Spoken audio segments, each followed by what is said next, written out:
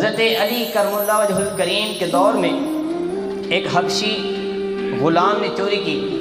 اب ذرا جاگ کے بیٹھیے گا، اب ذرا جوش آ رہا ہے۔ حضرت علی کے دور میں ایک حبشی نے چوری کر لی، غلام تھا۔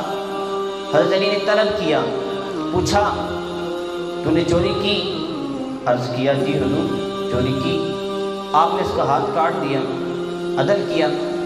واپس جا رہا ہے، راستے میں حضرت سلیمان فارسی اور حضرت ابن القرآ رضی اللہ عنہما یہ دونوں صحابی ملے۔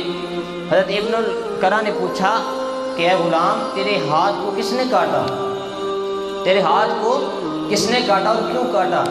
کہا میرے ہاتھ کو حضرت امیر المومنین خلیفۃ المسلمین داماد رسول زوجہ بطول حضرت علی المرتضیٰ کرم اللہ وجہ الکریم نے کاٹا ہے۔ تو حضرت ابن القرآ پوچھنے لگے کہ انہوں نے تو تیرا ہاتھ کاٹ دیا اور تو ان کی تعریفوں کے پل باندھ رہا ہے، تو ان کے القابات لے رہا ہے۔